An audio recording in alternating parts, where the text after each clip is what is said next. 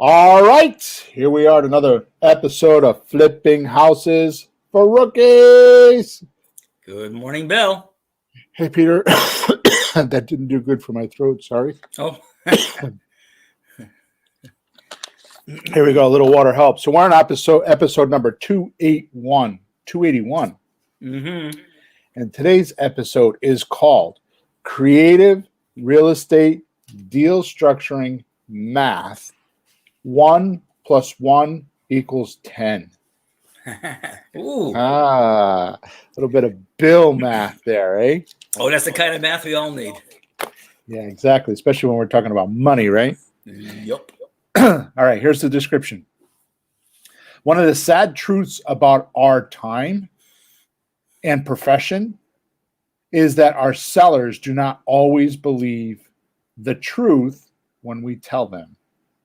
Mm-hmm. Yeah. Which means any good creative real estate entrepreneur has to have a believability reflex along with seller interest to get sizable amounts of deals done. Makes sense, right? Bill, does having this face help? Yeah, there you go. Oops. In mathematics, 1 + 1 = 2. Never more. But if you do as we talk about in this special podcast, you can soon learn how we add certain types of emotion to our deals so they 10x the impact of our offers and 10x the chances of the seller saying yes to our very generous offers. And I don't mean they're generous like with money. They're just generous with benefit. Right. Right. Yeah, it's more than money. People don't Yeah. always realize that until they see somebody that has another story. That's right. Yeah. What you're about to hear on this podcast is extremely unique to what about 99% of all real estate people actually do. And if you employ this stuff right away, you will soon notice deals falling into your lap. How to find friends and loyalty from your actions. How to stop sellers from saying no. How to present your ideas to sellers so you get automatic acceptance. And most important, how to handle objections and seller rebuttals. In fact, at the end of the day, how to make anybody like you. Plus, if you don't think this podcast information isn't exceptional, I'll stop the roller coaster and you can get off the ride right now. Hey, Bill, I have one question about people liking you. Yeah. Does that apply to wives? Yeah, sure. Peter, you're in trouble. If yours doesn't like you by now, you're in deep shit, dude. Oh, man. They do good most of the time. Well, you guys been married a long time, right? Yeah, that's called too long. Yeah. TWO. All right, so just a little bit of housework here. Make sure you go subscribe to us wherever you're watching us. We usually record somewhere in the vicinity of 9:30 Thursday mornings Eastern Standard Time. You can find us on YouTube or Facebook, and we answer questions. Speaking of, Junior just says, hi, how are you, JR or Junior, whichever way you say it. Welcome to the podcast, man. So what happens is if you go on to Facebook or onto YouTube and you just type in Flipping Houses for Rookies, you will find all of our videos. They're all archived there. All the podcasts are there. You can listen to us. If you're listening to us on a podcast platform, make sure you like us and subscribe to us. We do a podcast every week. They're supposed to be 45 minutes. We tend to go about an hour, and they're very informative. We're tickling 1.5 million downloads, Peter. So we've been around a little bit. We got a lot of people that listen to us, which is awesome. I appreciate the support. Also, wherever you're watching us or listening to us, if you go into the description, there's a link there. Today's link, every week it changes. Today's link is a link to doing a 45-minute free consultation with me. It's mostly so you and I could figure out your blueprint on how you're going to do real estate. It is not a sales pitch. It is just I do about 4 or 5 of them a week. if I have the appointments, and which is most weeks. And it's between the podcast and the monthly meetup, which I do once a month, which is free, and my free consultations. That's what I consider giving back for an industry that has given me an amazing life. I mean, this is. I was ill in September, and didn't work for 6 weeks. It is now December, and I just took another 5 weeks off to go away to do something I wanted to do. So that's what I mean, that this industry is, and I'm still in the same position I was before. So it is amazing. So that's what I'm talking about. It even works on rookies. I took 2.5 months off this summer. Yep. Figure that. Exactly right. All right, good. So let's get going with today's podcast. So here's how it started in my head. How do you make 1 or 2 real estate offers work 10 times harder with your seller than 99% of all other offers presented to that seller? Right? So it's kind of like inertia.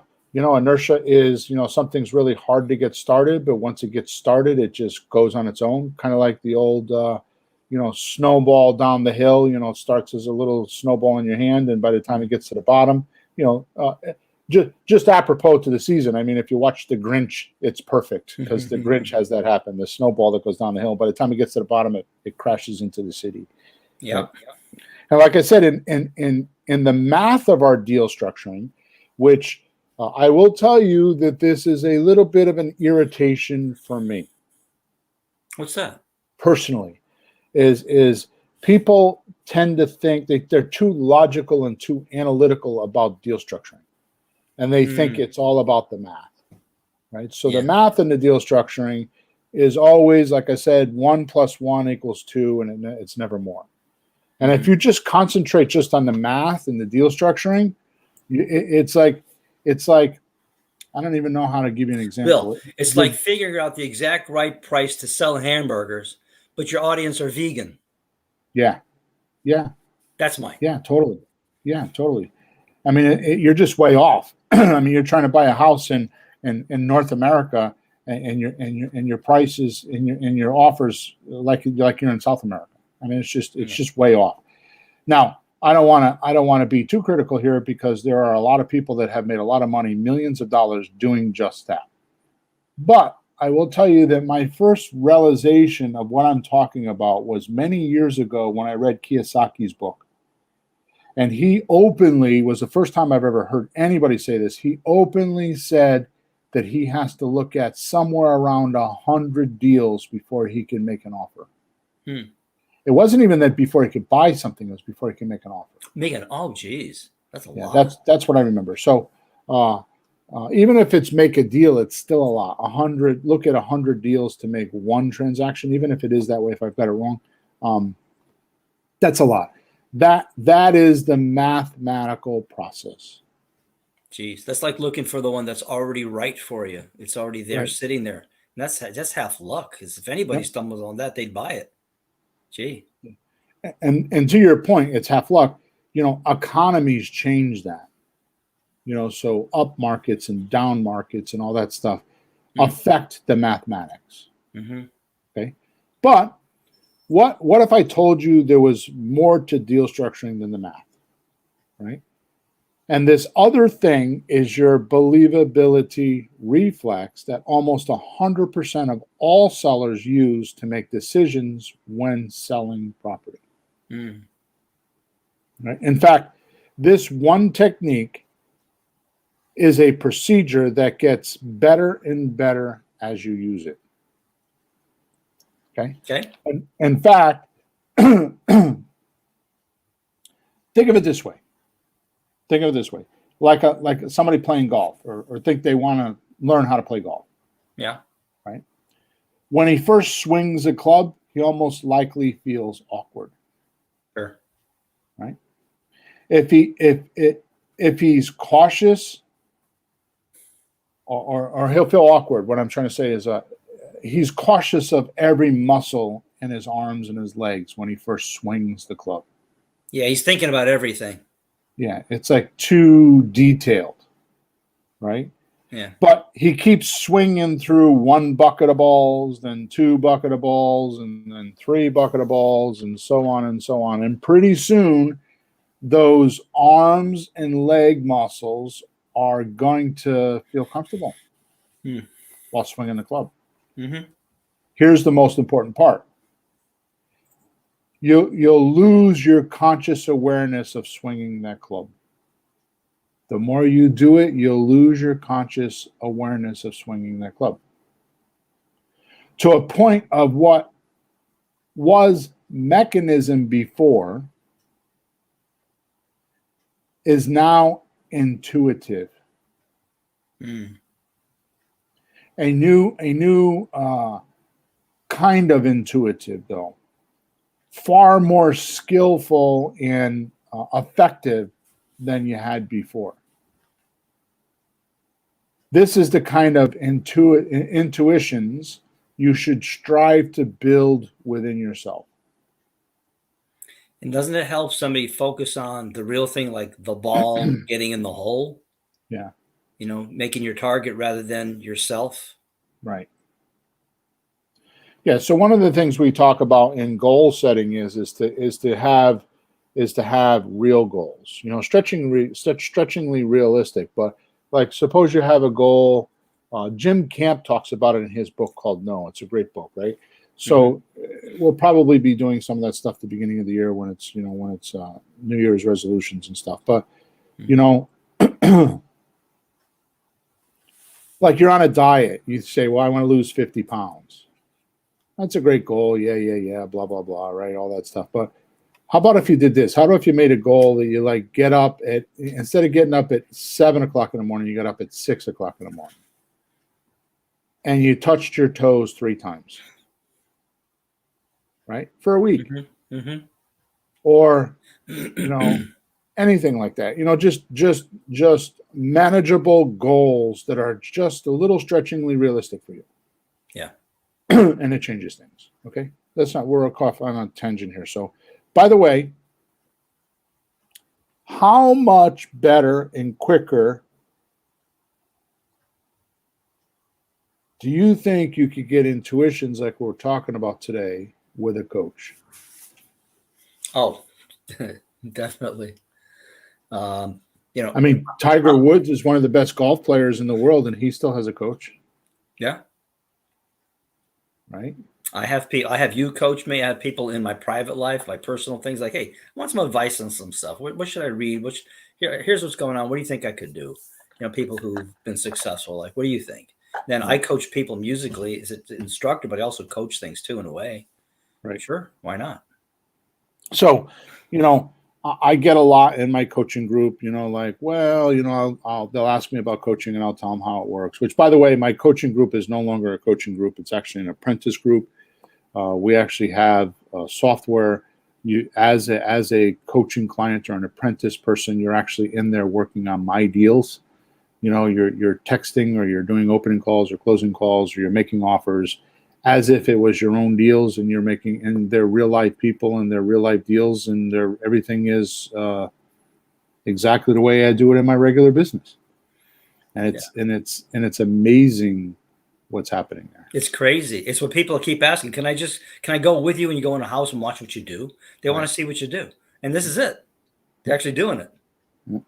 Yeah. So every week you get an assignment. No, or certain people, not everybody in the coaching group, but we assign who's the texter this week, and then who's their backup, who's making open calls, who's making closing calls. And of course, I have all the write-ups, the scripts and how you do it, the job descriptions, and everything is fully described. Plus, we have a WhatsApp group. So if you need help during the week, the whole team is there. You're working on a team. The whole team is there to help you.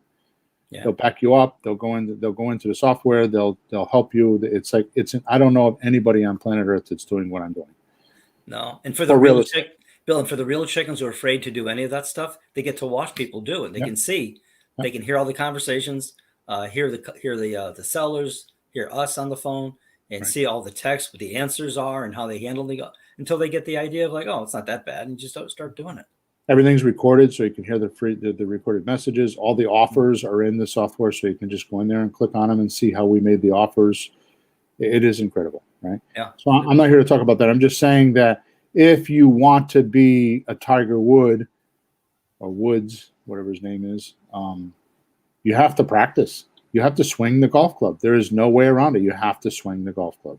Yeah. And so many people come into whatever profession thinking that they're going to study up and they're going to read and watch videos, especially this business. And that's all good in the beginning, but I think it's better off to know nothing when you get started and actually go out and figure out. That's why I came up with the reluctant buyer kit, which is the most misunderstood thing that I have because people don't know what a reluctant buyer is. When in fact you're going out and talking to sellers and you're being the reluctant buyer. You're not trying to buy their property. You're just trying to learn how they respond. It has nothing to do. It's like swinging the golf club. Yeah, see, it'd be the opposite of the begging buyer. Yeah. So, all right. So let's get down to business. What I'm alluding to so heavily today is your offers producing emotions. Believable feelings. How do you do this? How do you make believable feelings? And here's something that's very odd. I thought it was very odd when I learned this, Peter. I learned it years ago, but I've circled around back to it in my old age. It's one word. Really? Vision. It's interesting to me, and I'll tell you what happened to me. I'll tell you because, I mean, you and I could talk about this for hours, I'm sure, right? So, mental image pictures. Yeah. It is incredible to me how your mind, not your brain, your mind stores mental image pictures. Everything you do is a facsimile in your mind. Every time you bump your knee, every time you take a step, every time you breathe, all of that stuff. It's all there. Yeah, it's all there, right? So what happens is you store these pictures. Well, here's what happened to me. So I know this, and I've read. There's a couple books I read. What was it? Psycho-cybernetics? Psycho-cybernetics with Maltz. Yep, that was one of them. L. Ron Hubbard wrote Dianetics. That's very extensive, but it definitely shows how the mind works. Yeah. That's the one I read. Books, yeah, I didn't read Psycho one. I didn't read the Psycho one. I've heard you talk about it. I haven't read that, but I definitely. That's an amazing book. That was written in the early 1900s. That was an amazing, amazing, amazing book. They that both far back. Yeah. Holy cow. Yeah, early 1900s. So, anyways, here's what happens. So I kind of have this concept, and this is what I believe in. And then I was doing some research on some copywriting stuff because I'm getting ready to do some launch with some stuff. And I ran into this copywriting that the guy was talking about memory. He sold a book on how to improve your memory. So me being me, I went and I did some research and I found the book, a used copy of it on eBay. Yeah. So I read the book. I've only read about half of it at this point because I had to go away. But it's all about mental image pictures. It's how you put them in your head. It's not so what happens is as human beings, we automatically, because it's such a, we don't know what's happening. It's so common. It's automatic. It's like a fish in water. They don't even know there's water there. They have no idea they're in water because they've never been outside of the water. They don't know there's anything else. Yep. So like you said, it's always there. You're taking pictures right now. You're recording all this in your mind right now. And it's not just, the six senses, sight, sound, tactics, all that. There's, your emotions, and there's a whole bunch of, there's actually over 50 perceptics. Yeah. Temperature, time of the day, humidity, atmospheric pressure, all that stuff, right? So, emotion. And your mind is, your mind absorbs all that, right? Yeah. So vision. So you can control vision. You mean like a person's vision? Well, what other vision is there? Well, I mean, there's actual vision, like seeing, like visio, or hearing and sight. But you're talking like a person's vision, what they're thinking. Is that what you mean? Yeah, mental image pictures. So you can control those pictures. Oh, like what a person is seeing. Yeah. Oh, yeah, of course. Right. And vision best represents, and this is my little saying here, and vision is best represented as a story that people can relate to. Yeah. Great artists do that in their songs. Think about it. Yep. As a musician, I look at some other artists and say, why do I keep listening for decades? And you put a song on and you can see images, you can see what they're talking about, and you can envision it in your own way. And that's part of art. So there's an art to what you're saying. Yeah.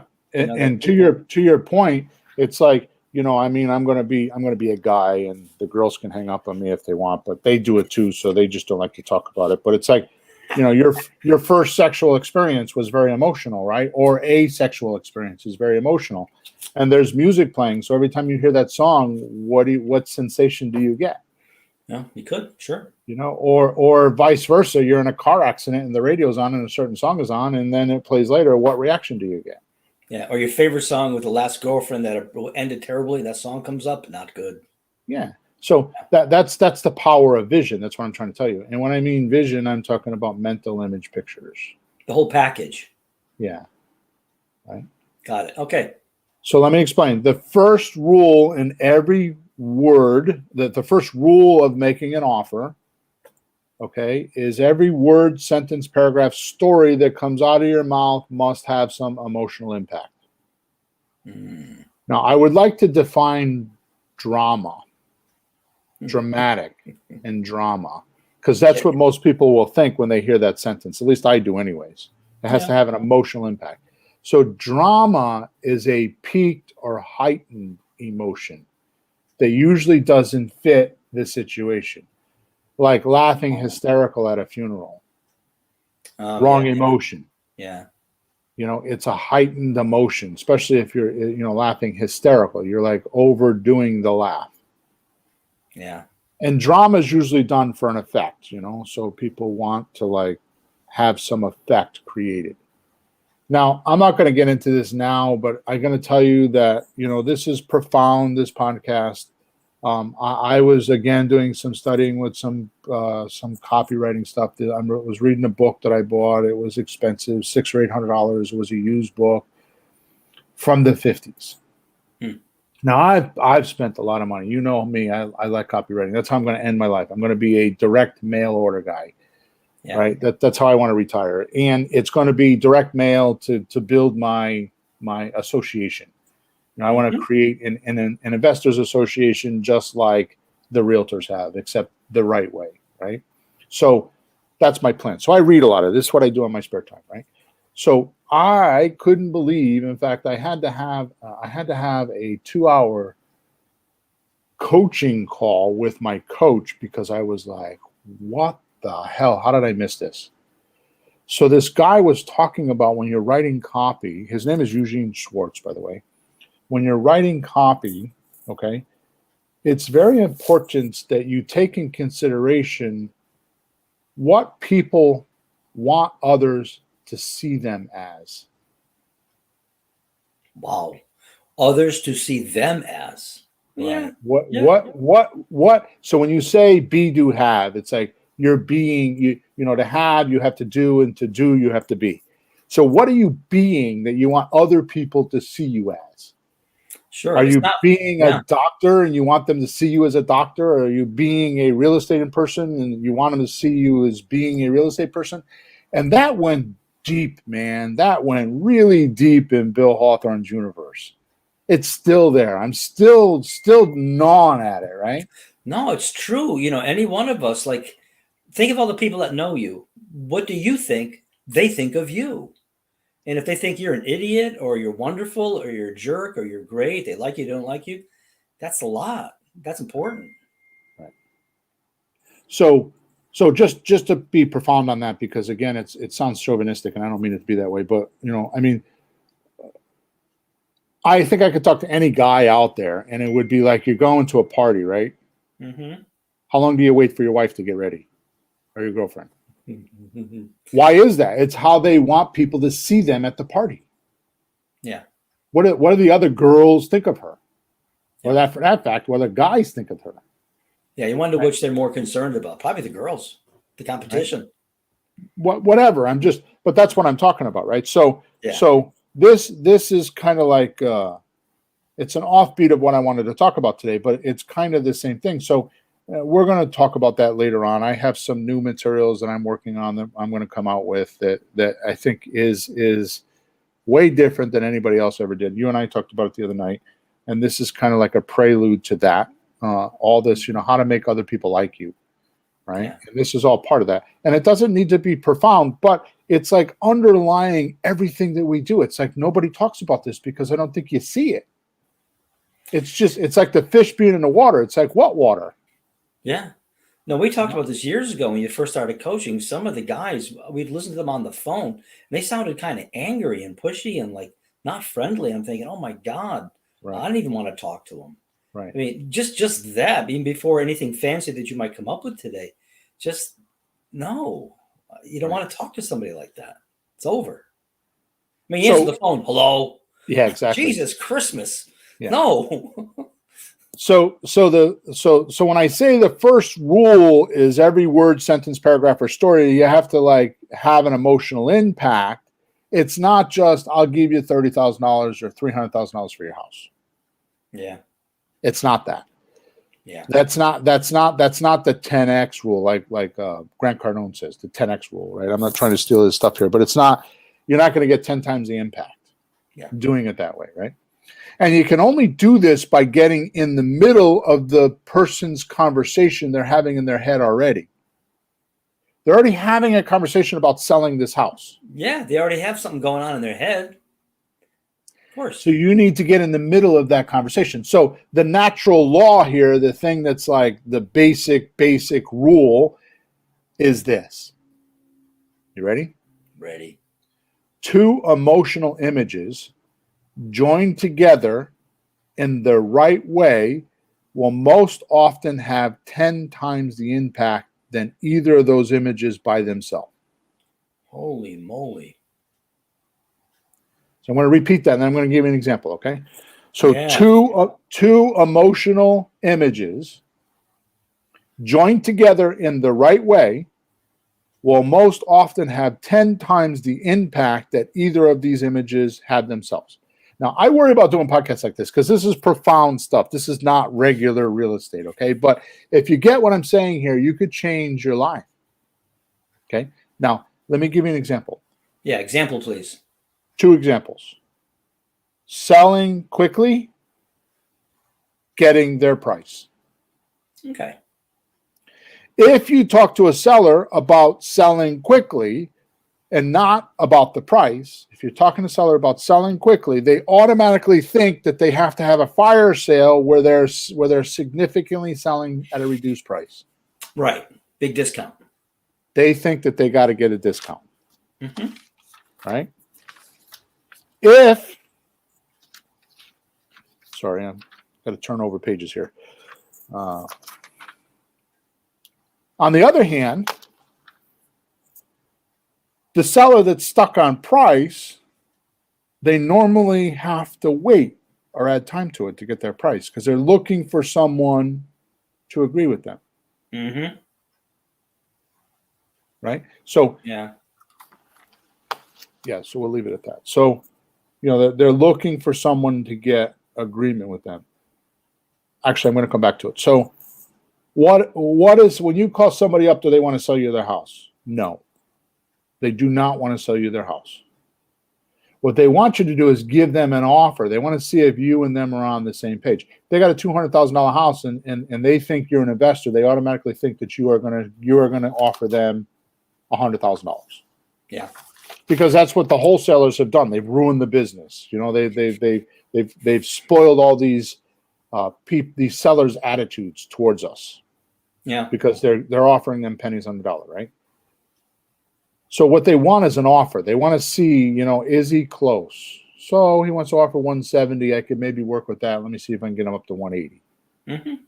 So they're looking for an offer first. So if you go out sequence with that, then you're going to lose them right away. But what I'm talking about now is, so they think because of this other thing we're talking about, they think that because they want, if they want price, they're going to have to get, they're going to have to wait. And if they want, need to sell quickly, they're going to have to get a discount. Yeah. If you think of those individually. Now, these are the conversation already in their head, and these are the images they're looking at, right? That's what they're thinking. Right. But if we put these two images together in the seller's head, we would get, you can sell quickly and get top dollar by selling to us, and then give them your offer. I'm glad you said that, because I asked somebody that the other day. They said both. I'm thinking, oh crap. I'm thinking pick one. But so we can sell quickly and give top dollar. Yeah. I mean, think of our owner finance deal. Of course. The house is worth $200,000. Mm-hmm. You can offer them $250,000. Sure. If you get to pick the terms. Right. And we're selling quickly by not necessarily closing and cashing out quickly. They got to wait a little bit, but the deal happens fast, right? So so that's a good point, because selling equates to most people's head that they get a big check. Yeah. This is not what we're talking about. Is removing this from their possession, taking the problem or taking the house away from them so they don't have to have attention on it, and stop them from doing whatever it is that they're trying to do in their next chapter of their life. Yeah. Right. So some people are greedy and they treat this property as a savings account, and they're just looking for their 30 grand in the savings account, and they want to go to the bank and take it out like it was a Christmas fund, and they want to go buy something with it. Yep. Some people are like that. Most people are like that. Right. Well, you can ask, but you got to be realistic too. Right. Now, you ready for this? Yeah. Vision drives decision. As the late great master of negotiation says, Jim Camp, no vision, no action. No vision, no decision. No vision, no agreement.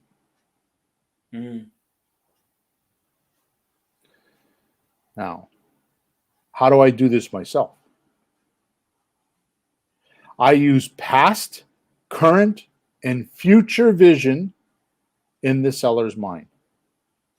I talk about the past, I talk about right now, and I talk about where we're going to go. And the clearer it is, the easier the deal. Yeah. Or the easier for them to get to say no and decide, which I got to get 5 no's. We talked about that. And once I get that, I'm out. I'm not wasting my time. Yeah. I'll give you an example. This is a bad example. I have this new guy, Will, that I'm training on how to be an acquisition manager, right? Mm-hmm. And he's in the coaching group. And he sent me a deal this morning.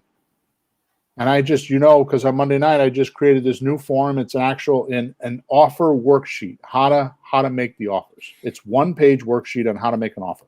Yeah. And you figure out how to make the offer off this one worksheet.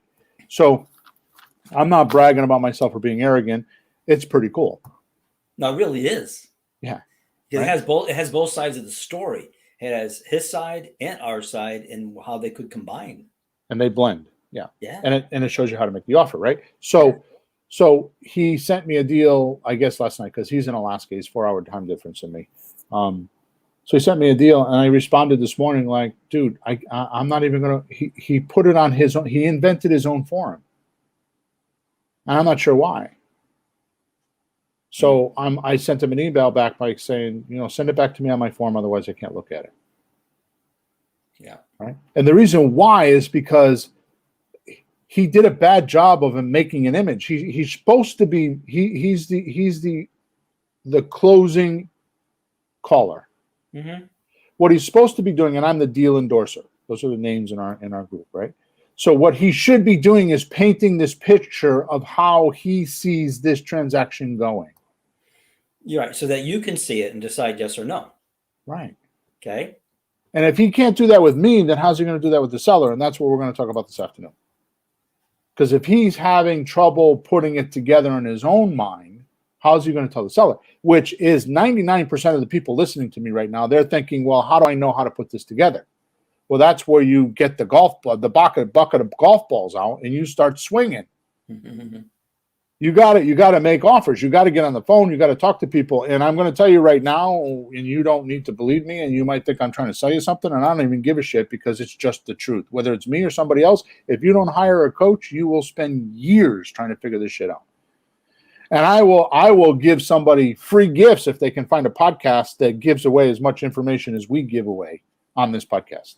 Just what we're talking about today. This is absolutely 100% advanced coaching material. Yeah, all the other guys that we used to see more in the old days to learn, they just talked about making tons of calls till they hit the right jackpot. Right. You know, like, okay, thank you. And they, oh, yeah, he said yes. 2 days later, no, he decided not to. So it wasn't really closed. Right. Yeah, it wasn't. So you want to use past, current, and future vision to make the roadmap. Okay. And every And every transaction, the vision of the problem, then the vision of the solution is what brings a deal to agreement. So here's what happens in real estate. I want to make $100,000 a year and quit my job. Yep. I want to fire my boss. Mm-hmm. That's the solution. Problem never got addressed. How do you do that? So people dive in. Yeah, they get greedy. Yeah, they dive in. I want to make $25,000 on a deal. You did it. I did it. You still do it. I still do it. You get greedy. I want to make $25,000 in one chunk, and you're willing to give your soul to do it. That first deal, right? Yep. But it's a progression. It's a natural state. Problem is before solution. Solution is not before problem. Right. So problem, then solution, then agreement. Okay, so get what I'm telling you. Past, current, future. Problem, solution, agreement. Past, current, future. Problem, solution, agreement. All right, let me see if I get this straight, Mr. Hawthorn. Somewhere along the line, the person hits a problem, and then he's stuck with it. So a few days later, it's in his past, and he's been dragging it around.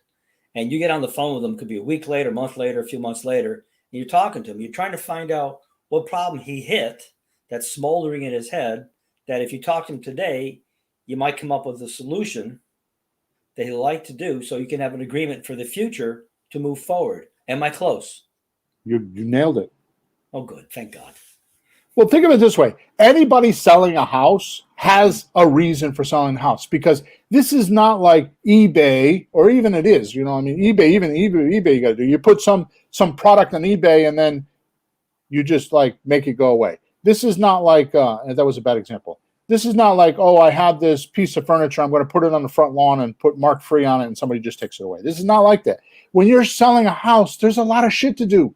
There's a lot of interruption in your life, especially if you're only doing it once in a lifetime or once every 10 years or 5 years or 3. If you're not doing it for a living, there's a lot of shit to do. You gotta market it. You got to find buyers. You got to accept offers. You got to do contracts. You got to get lawyers. You got to get insurance. You got to do escrow. You got to do taxes. You got to do, oh my God, repairs, mortgage, you know, all this stuff. It's like, there's a lot of shit to do. So when they make a decision to sell a house, do not take that lightly. There is a lot of work for them to get whatever it is they want to get. And whether that's money because it's greed, or it's because they want this blah, blah, blah off their back.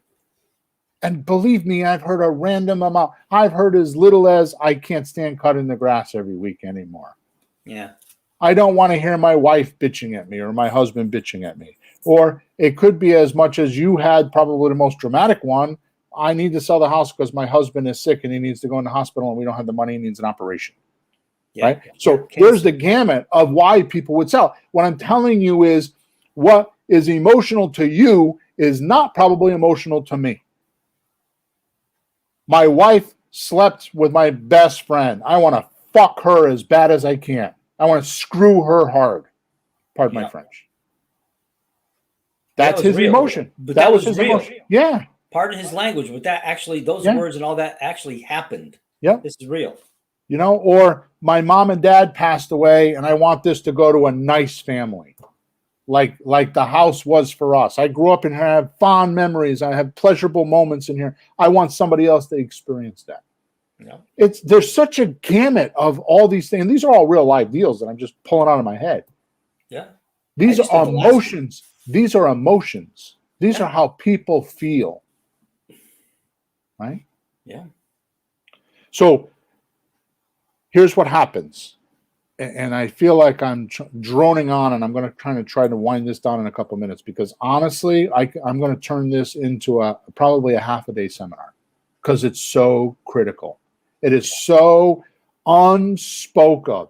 It is so ingrained. If you do this, just like the golf club, it becomes, to me, it's intuition. I just do it. And I don't even realize I'm doing it. And now I'm trying to teach it. Right? Yeah, but I think people are told not to do this. Don't ask questions. It's not polite. Don't probe. You don't, you know, when you buy a house on the market, MLS, you don't know why the person's selling it. You're not supposed to know. It's just a number. And we're not trained to like sit down with unless it's like your best friend, like, what's going on? You know, how are you? What's happening? What happened last week? You don't look good. What is it? Exactly. But how many people even do that? Exactly. Really? All right. So let's get off that for a second, because I would like to move on to the next thing that I have attention on with all this. Okay. Do not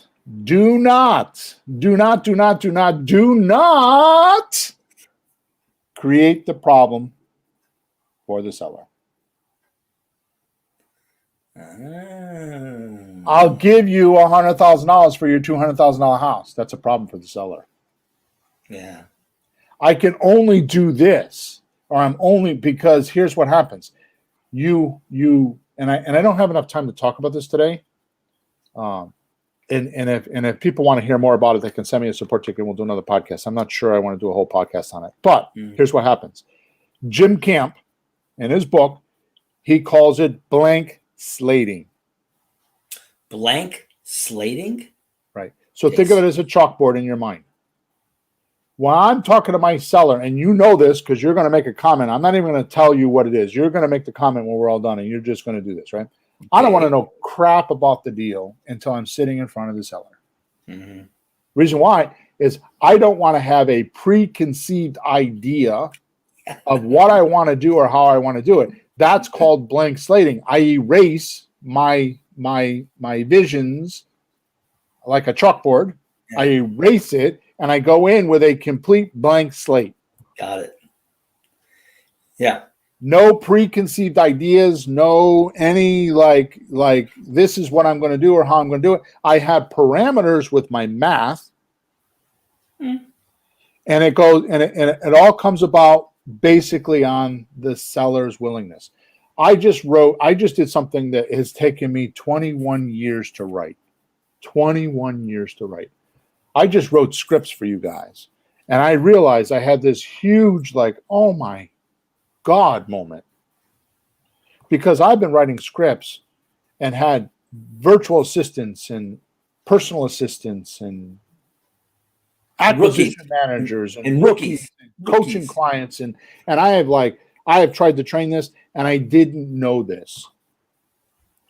It's not the script that makes the difference. It's the blueprint of the script.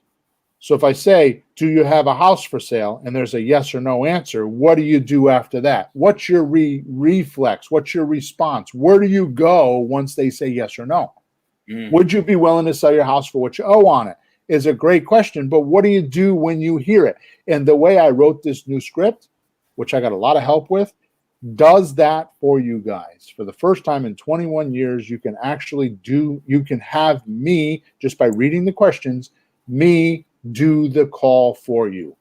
And it's the way I would respond when they say yes or no. And it's actually pretty clever. Realize, Bill, I used it yesterday. Yeah. Yeah. Because before that, it's computerized. Yeah. So it takes you to the next question. Because otherwise, when you had it on a piece of paper, there were arrows. If it says this, go over there. If it says that, go over there. And it was like spaghetti on a piece of paper. And it was like, I get lost half the time on that. Yeah. Yeah, it's really quite something. Yeah, and I also made it because one of the reason I started on this script thing, and we use this in the coaching group, and it's not going to go anywhere other than the coaching group because it's just too powerful, right? So the reason why I started it is I was complaining to you. It's like, I listen to these recordings and they ask the question, the seller doesn't answer it. They kind of do what we call Q&A. They go yes, no, maybe. Question, answer, question, answer, question, answer. So they don't really answer the question, and the person that's doing the call doesn't come back and get the answer. Yeah, but they follow the other guy's train of thought. So who's controlling the conversation now? So what happens now is I made it so even if you did go off on a tangent and had this conversation with them, you can't go to the next question unless you answer this question. And that's made a big difference. Good morning, William Fusco. Hey, JR, I see your question about best process. I will come back to that in a minute, so just hang tight. As soon as we close off here, I'll give you an answer to your question, okay? So here's my point. Do not make a problem with the seller.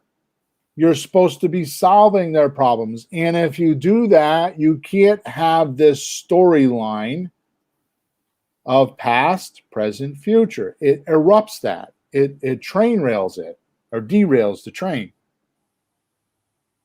Right? You can't say that you can't do past, present. Say that again. Yeah. So if you pose a problem, like give them a problem that they're not willing to accept, it derails the train, and you can't do past, present, future. You can't build the storyline. Yeah. Right. So now watch this. This is real. There's a lot of stuff in this podcast that's way too profound. I really hesitated on doing this. So there's a crucial difference between seeing something and understanding it. Absolutely. And seeing always comes first. If you can't spot the right thing or see it a little bit strange or don't duplicate it correctly, you don't understand it. Yeah. Thus, the reason for blank slating. You have to be, you have to be clean yourself and not have your own opinions, your own ideas. If I was them, what would I do? You can't do that. You have to do your discovery stage 1,000% in their conversation, in their head, feeling their emotions, knowing you have total empathy. You're in their shoes. Yeah. Looking at you as if you were them. I've been in the car with you folks, with Bill, and I have the piece of paper with all the data, and I'm thinking mathematically, this could happen, that could happen. And I think, and he goes, stop. What? I don't want to hear from you. I got to hear from the guy. So I just tell him, like, the address, here's the numbers and how big it is, 3 beds, whatever. Because I think the real answer here is that on the phone before we get there, they probably didn't tell us what's really going on thoroughly. Yeah. Well, you didn't pierce their social veneer. No, not on the phone. You didn't get into their head enough. No, maybe you can, maybe you can't on the phone, but just don't assume it until you're really with them in eye to eye or whatever it is to really find out what's happening. Right. Yeah.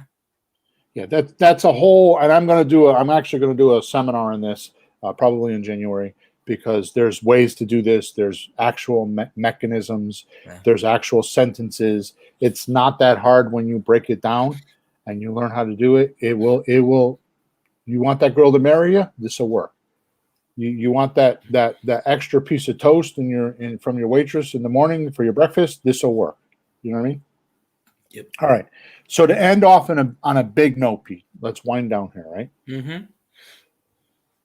You cannot tell anyone anything.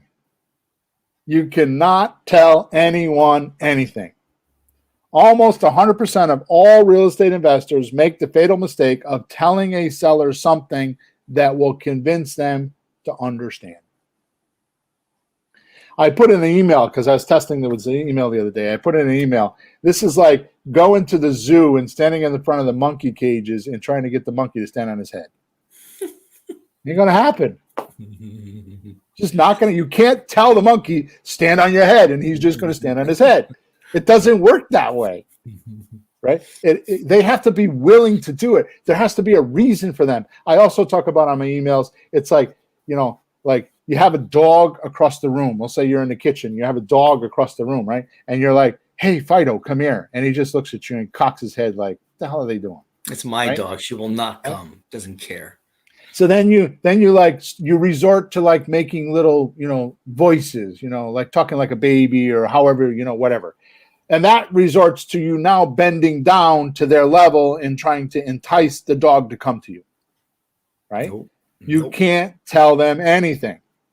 Especially my dog. Don't care. How do you get the dog to come to you? It's very simple. Just hold up their favorite treat and they'll come running. So you got to get in the dog's head. What does the dog want? What would motivate the dog? Right? Yeah. The problem with this is when trying to continue the problem with this is when you're trying to convince someone to understand what you understand, to know what you know. You're asking the seller to come in your world. You're no longer in their world. I don't think they care, Bill. No. The seller doesn't care. No. No.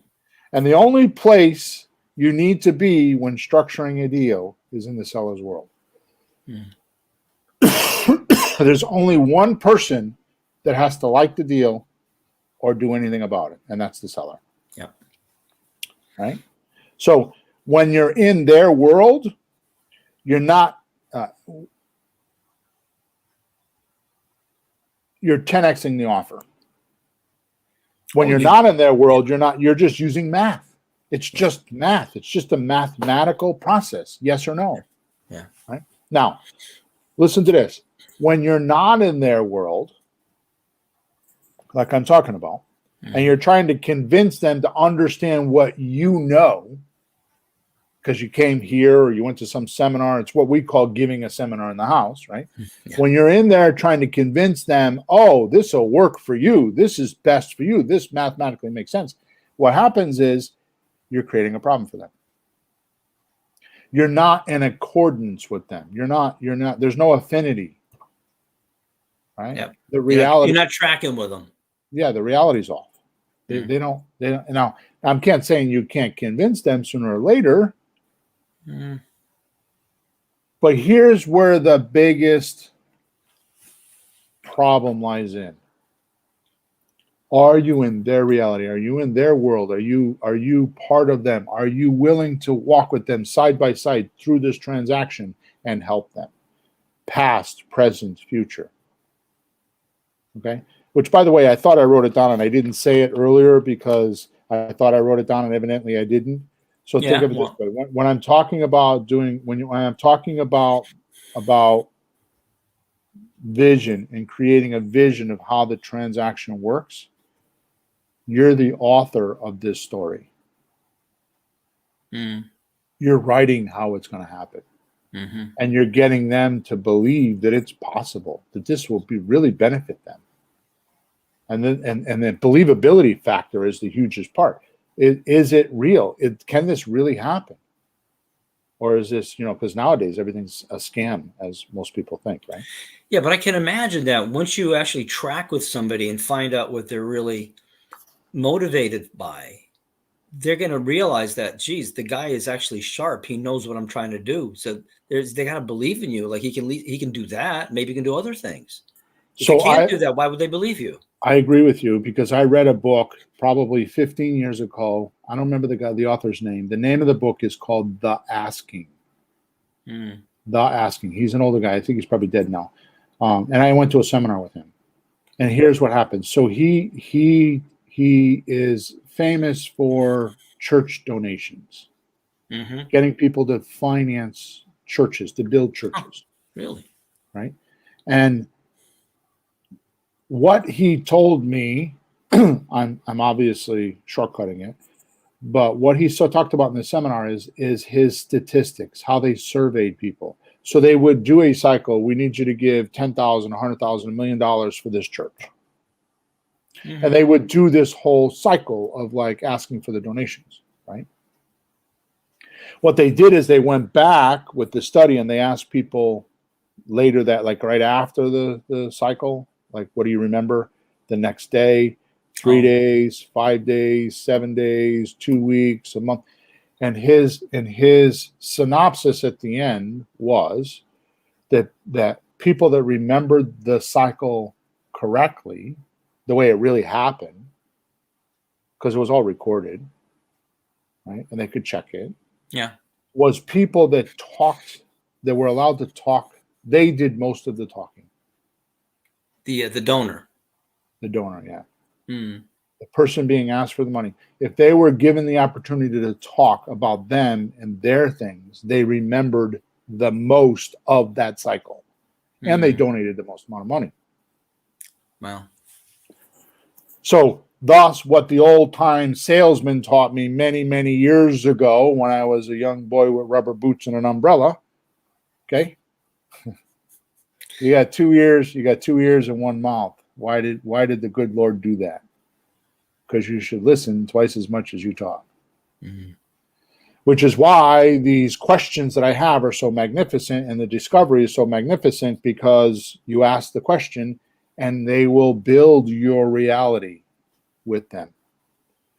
They will give you their visions, because when we're talking, like I'm talking right now, I have visions and I'm sharing them with you. How good of a job am I doing to share them with you is another story. That's what we call communication. How good is my communication? Mm-hmm. So A, it starts with how well am I able to see my own picture? And B, how well am I willing to communicate it? And C, how much responsibility am I going to take to make sure you understood it? Right? So this is very profound, this podcast. This is for my advanced coaching guys that I'm going to have them go back and listen to this. One of them is on here now listening to it. Mr. Right? Fusco. Yeah. So maybe this is not podcast material, but here we go. We're 57 minutes in and we're going to end off and it's done. Yeah. Hey, Bill, at least it gets people the idea that you should be thinking in these terms. It's not just money. You're not going down to Home Depot to buy the home. You actually have to talk to people. We're talking creative financing. We're not talking just cash. Yeah. You can do that, but how many houses can you buy just cash, 20% down or whatever you do? How much can you do it like that? What we're talking about is unlimited purchases with creative financing if you reach the person. Yep. And get to them before a realtor, because most of our deals are like that. Mm-hmm. All right. So to end off here, here's my final note. This works in probably thousands of books. I'm being facetious. Maybe it's 100, but I think it's a lot of books. You read any book about goals, hitting your goals, becoming wealthy, being free. If you get profound with any of that stuff, they're going to tell you in every one of those books, everyone guaranteed, if they know what they're talking about, everyone, they're going to tell you the clearer your vision, the more likely you are going to hit that goal. Right? So you know that, I know that, we've done this. Right? So my statement here is the clearer the vision of the problem with your seller, the easier the decision process is. So the clearer you could figure out, and you know this because sometimes you talk to somebody and they don't know what their problem is. You have to help them, you have to consult them and help them figure it out.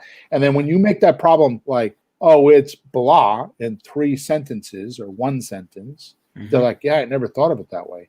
Bingo. Now you can help them with their decision. Yeah. Now you can build that story. You can author that story on how you're going to go through this deal. Because at the end of the day, Peter, what do they want? They want an offer. How is this going to happen? How are we going to go through this deal? How is it going to happen? When do I do this? And how do I do that? And those are all the questions. What if they don't pay? Or what if the house burns down? Or what if the insurance? They have all these questions. And you have to walk them through what is going to happen. How is this journey going to go down? What is my part? What is my responsibility? When do I get to cut the umbilical cord? And when do I get, all these questions, which you don't need to be trained by somebody like me. They're natural, easy questions. If you just absorb enough information, you'll be able to answer these questions. I'm going to tell you right now, you go to my website, Flipping Houses for Rookies, go on the free stuff page, and you download the lease option explain document that's 5 pages long. If you handwrite that document 10 times, read it into your cell phone, record yourself reading into the cell phone, and listen to it 15 or 20 times, you will have enough information to do everything that we're talking about and answer their questions. You'll have enough information to just get started, and you will learn from there. Mm-hmm. That's the first bucket of golf balls when you're swinging. That's it. Yep. Right? At least duplicate it. Get the copy in your head. Yeah. So the lack of vision in the seller's head and how a deal should go is not their fault. It's yours. So you as a professional must be the author. It is the professional must be the author of this real estate transaction. You have to write the book. You have to tell the story. You have to generate those mental image pictures in their head so they're very clear and very believable that it's going to work. And keep them informed on every step, because the most important thing that you can do to lose a deal is to interrupt them. Have something happen they weren't expecting. To have surprises in the deal. Surprises spook people.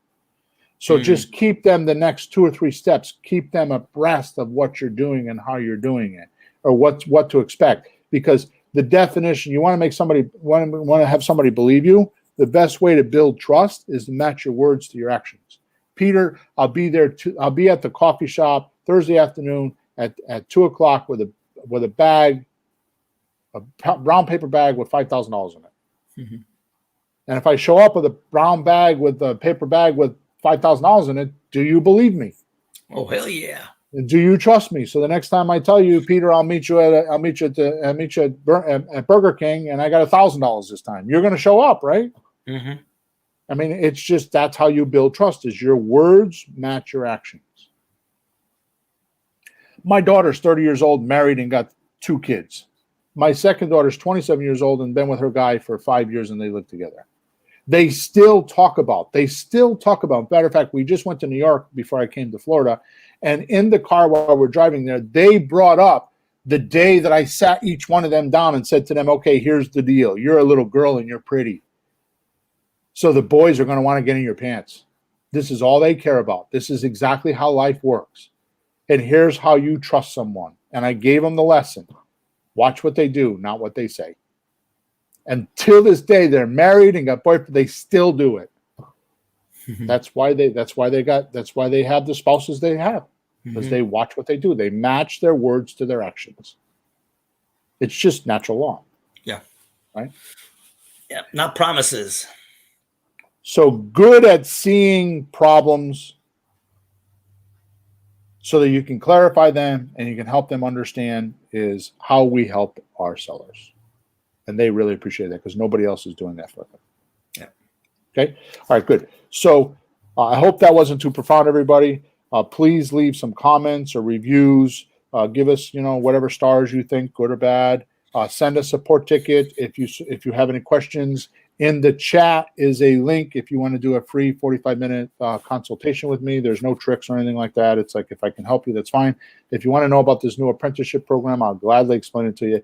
It is by far the hottest coaching real estate program on the planet. I mean, and I just stumbled into it, right? So just to answer some questions, JR is asking, what is the best process in understanding the condition and upkeep of the different types of small houses at first time owner might be interested in? I'm not sure I understand that, Peter. How about you? What is the best process in understanding the condition and upkeep of the different types of small house a first time owner? So what you could do is you can go on to Zillow.com / I think it's house dash or house hyphen value. And Zillow has a pretty good market analysis tool of what the houses are, what they're worth, what can, the conditions, if the, the condition of the market, the condition of the house. I would start there, JR, and see if that helps you with your question. If that doesn't resolve for you, just go to Flipping Houses for Rookies, top right-hand side, send me a support ticket, and I will gladly help you with the question if I didn't answer it. I appreciate you being here. Go ahead. Yeah, I would just say, put in your support ticket why you're asking the question. Is there a reason for that? Did something happen? What are you really looking for? Because I don't think we get that deep into it. Yeah. I don't think we're worried about it. And then that much. Jefferson, thank you for the kind words. He says good words. Thank you for that. And of course, anybody else that's listening to us, thank you so much for your support. All the things you guys do for us and listening to us and going on my website. And there's a bunch of free stuff on there. If you go to Flipping Houses for Rookies, free stuff, .com free stuff. There's a whole bunch of stuff on there. There's actually recently, about a month ago, I changed the website and there's a new course on there. It's a 14-day email course, and it walks you through step by step how to do a deal, how to find it, how to buy it. I give you paperwork. I give you documents. I give you paperwork. I show you where to get them. I show you where you can get legal advice for $25 a month in your backyard, so you can get somebody to review documents. I show you how to find buyers. I show you how to find sellers. I show you all that stuff. And it's one of the. I did it right after I was ill, and I just kind of like popped out, and I'm like, I woke up one morning. I'm gonna write this, and I did it like in a day and a half, and it's been one of the best compliments I've ever gotten of my writing skills and my real estate deals put together. So it's on the front page of flippinghousesforrookies.com. So just go there and grab it. Okay. I got a boogie. I had a 10:15 appointment, and it's now 10:18. So I'm going to end off. Thank you again for being here, and we'll talk next week. Thanks, Peter. Thanks, everyone.